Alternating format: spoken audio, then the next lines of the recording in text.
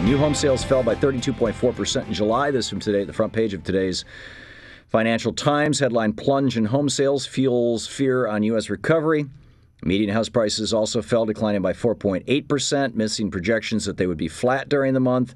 Economists at Goldman Sachs said there's a 30% chance we're going into a double dip. Meanwhile, durable goods orders only rose by 0.3%, and it would have been negative if there hadn't been some airplane sales, if Boeing hadn't rolled out, I'm guessing, the 787 Dreamliner.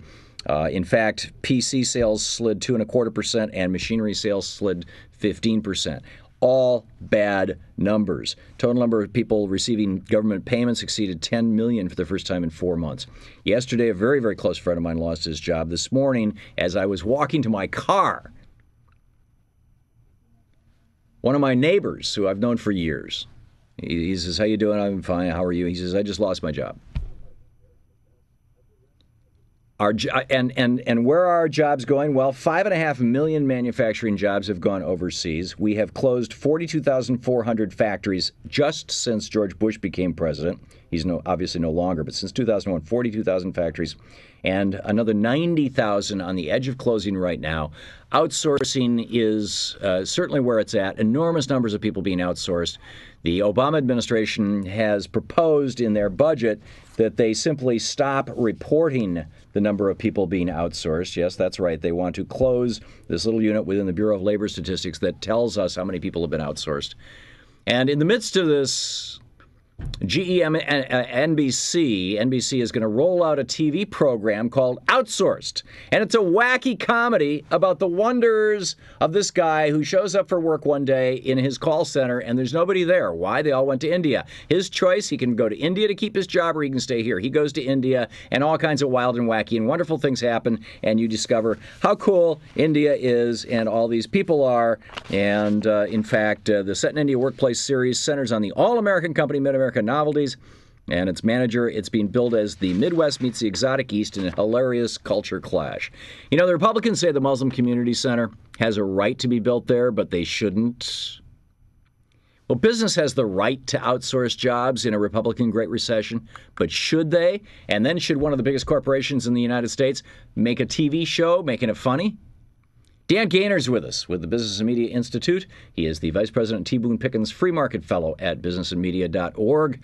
Dan, welcome back to the program. It's a pleasure to be back, and still getting used to you clean shaven. Well, I'm not clean shaven. My religion forbids it. But I got, in any case, it's more clean shaven than before. I'm curious to get your take as a Republican, as a conservative, as somebody who thinks, I'm assuming, I don't want to put words in your mouth, but I'm assuming that you figure that, hey, if the free market dictates that American jobs go to India or China, that be, so be it. NBC turning this into a sitcom, and I think, frankly, trying to make us feel good and happy about the people to whom, to humanize the Indians who are taking the jobs of white-collar Americans and pink-collar Americans.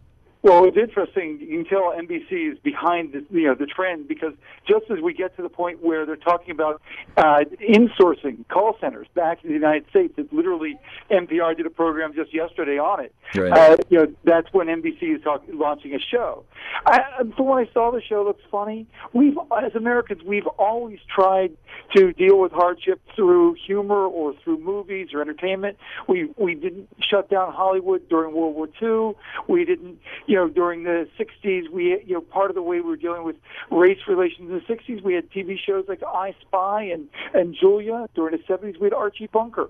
I'm not saying they shouldn't do it, but I think more importantly, how would you feel if your job had been outsourced and you turn on this TV show? And I would feel outraged. I would be angry too. And okay. So I understand people feeling that way. I think the worst feeling I've ever felt in my life is being unemployed. Yeah, I would not disagree with that, and I know that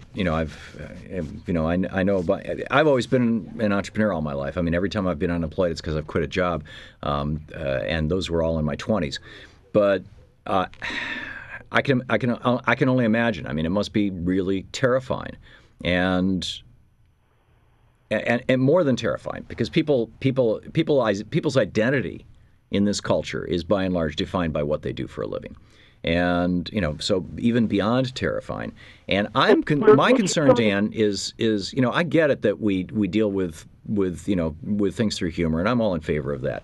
But those are inevitable things, or, things that there's a broad consensus in favor of. There was a broad consensus in the United States during World War II that we had to stop Hitler and Tojo.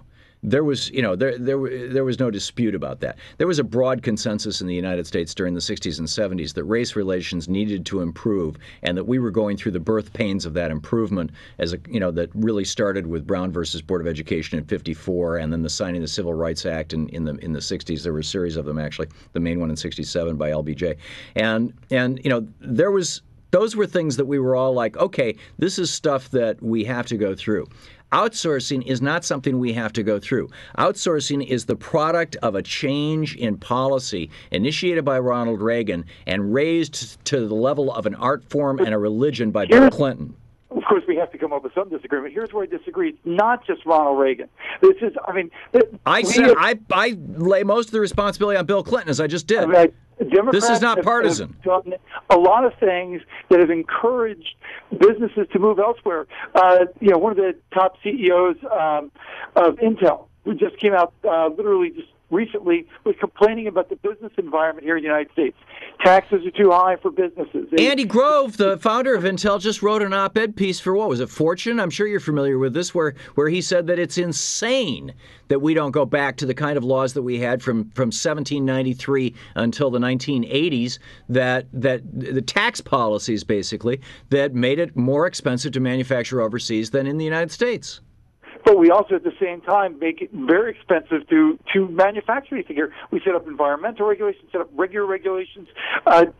So you want us to go? You want us to be like Somalia and just say, "Hey, there's no rules. There's a small government, there's low taxes, and anybody can own a gun." Well, no, but you talk about the business costs. Why? He says for a $4 billion factory to make semiconductors, he's going to spend a lot of that money on regulations that don't happen anywhere else. How do you incentivize business to build anything here when you do that? But those regulations prevent people from dying of cancer, Dan. And by the way, those regulations do happen everywhere else. Europe, and particularly Northern Europe, is far more involved in regulatory activity than is the United States. As a businessman, there are a lot of ridiculous regulations from government. No, I don't. I really don't. But in any case, Dan Gaynor, I'm sorry I missed the time cue. I thought we had an extra minute. Dan, businessandmedia.org is the website. Nice to have you back on. Thanks for dropping by. Good talking. For more on this and other topics, please visit thomhartmann.com.